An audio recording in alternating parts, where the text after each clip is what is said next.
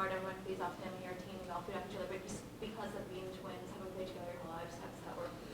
Yeah, I mean, I think the whole team feeds off of him, but like, I think I feed off of him more because I've been playing with him longer, and I just know him, just know his personality, and just know how he's feeling. So.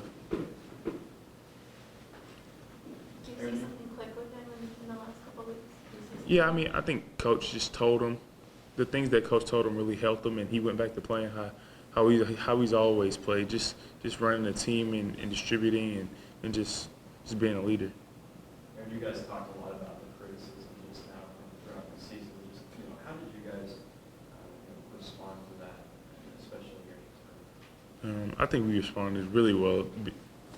People always talk about how we lack experience and we're young, but to go through what we went through this season and then come this far in the tournament, and I think it's just amazing that a group of young guys like we are could do that. I think you guys were off the podium last night when Cal actually said that he told his assistants before yesterday's game that he thought you guys were going to pee down your leg. You were so nervous.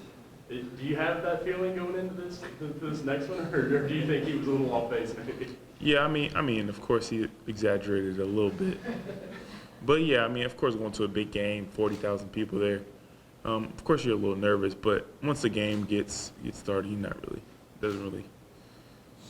You mentioned some of the criticism, but I think you and your brother talk about the faces you make and your body language and you miss shots and for guys that had been so successful before coming to Kentucky, was it hard to sort of hear people nitpick in sort of strange ways like that? I mean, well, yeah, of course it was hard to, if you hear people talking bad about you, or it's even worse when I hear people talking bad about my brother, actually. I mean, of course you take, either you take it as you just take it personally, or you just take it and use it and just get better. And your dad came to Lexington, a couple of months ago, and it seemed like that might have been a little bit of a turning point. What did he say, and was that as important as maybe it seems like it was? It was just about stop thinking about basketball so much and just play like I've been doing since I was 8, 9 years old, and he just took a lot of pressure off of us, really. But was it important? Yeah, definitely. I think it was a big turning point. After the game at South Carolina, you came out, told everybody, alright, it's all, it was still like a great story. Mm-hmm. How many people you think, outside of maybe you, one or two more on the team, really believe that the talent of this team can still write a great story? Not many, really. We all were talking about it, even after that loss we had to South Carolina. We all talked about how we could still make the run, and we could still do what we need to do, but we just have to figure some things out, and I think we figured them out, and we are writing a good story, I think.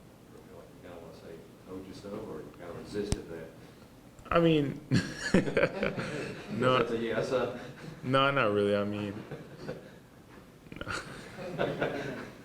Russ came in last night, is that right, in the locker room? Oh, we were sitting in the holding room, and he came over there and talked to us. What did he say?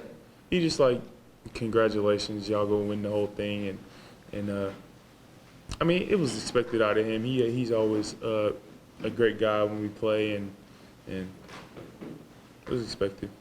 What is it about this team? Is it the nerves that the slow starts are still happening? It seems like you guys almost like it, that you almost like kind of being down 13. At one point in the first half of the when you come all the way back to get it done. Wichita State at one point is looking like they're going to pull away, and you guys finally hit that punch back. Yeah, I mean, I think it just comes with just starting off the game and getting a feel, and once we get up and down the floor a few times, and I think once we know we have to come back, or we know we have no other, I think we just fight harder when our back's against the wall, I think. Was there a low moment in the season that kind of stands out with all the criticism that you all have talked about? Is it a low moment? Yeah. I mean, we had a couple of low moments, a lot of low moments, so we didn't have that really. I mean, just losing really is just a low moment. So all the losses we took. So. Aaron, are you familiar with kind of the Fab Five, Michigan? If you watched that documentary, does it kind of resonate with you having 5 freshmen on your team? Not really. I mean, we don't. I think we just 5 guys playing. We don't really think about it like as in being them. They were a great team, and they went to the Final Four. We haven't. So. As a Texas guy, you just let yourself start thinking about what it would be like to play there next week. I mean, no, not really. I mean, we just focus on Michigan. It's not. We just have a game tomorrow against Michigan. Is it, I mean, Friday night you didn't have much choice, but really way out, you really have time to think about it, you just have to keep playing. Mhm. Now you've got a day and a half to think about it. Is it good to think about what you'll do without him, or is it bad that you got that long to worry about what you do without him? I mean, I think it's okay to have a game plan if he does not play, but I don't think it's bad or good to think about it. So. How much does it change you guys when he's not there? I mean, it changed a lot. He's a great defender, blocks a lot of shots, and runs the floor wonderful. So, I mean, it really, he's a great player. And when you lose a great player off a team, it always hurts you a little bit. So. We could have broke down early in the year, we could have just said, we're losing games, the season's over. But I think we just really brought into helping each other, especially on the defensive end, and just playing together as a team. What advice has Willie given you since last night or through the season to help? Willie has helped me a lot, especially, when we played together, he would help me on the defensive end, he's a great shot blocker, and he would just give me clues on how to play pick and rolls and stuff like that. And he's really helped me a lot throughout the season. Dakari, looking at this matchup with Michigan, you guys have a pretty big size advantage. Is that something you're going to really be focused on in the game? Yeah, we have a size advantage, but also Michigan's a very physical team. So I really don't think that's a big factor for us. We just have to go out there and compete. Can you think of a team that you guys have played that compares favorably to Michigan that you can kind of compare that to? I don't know, really. I can't think of any from the top of my head. Did you ask Willie what happened last night at all? Did you talk to him about I know it's an ankle injury, but you think there's a chance he plays tomorrow? Or yeah, they said it was an ankle injury. I really don't know the extent of the injury, but I'm not sure if he will. But knowing Willie, he'll probably give it a try, though. You guys were asked about the Fab Five. I don't think you guys were born when the Fab Five were doing their thing. Does that mean anything to you, to guys your age? Not really. I don't even think I was born yet, but I watched the documentary though. That's the only thing. How many of the 5 can you name? Jalen Rose, Chris Webber, Juwan Howard, King, and I forgot the last one. Jackson. Yeah, Rick Jackson. They're pretty good though. Do you see that comparison? Do you understand that comparison? Does it make sense to you? You guys are doing something sort of unique here to have 5 freshman starters and be at this point? It's hard to say, to make comparisons on that. I think it is unique that it's us 5 freshmen, basically with no experience, hanging in close ball games with top teams.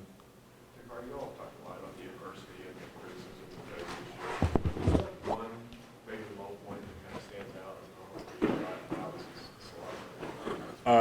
as Probably the loss to South Carolina.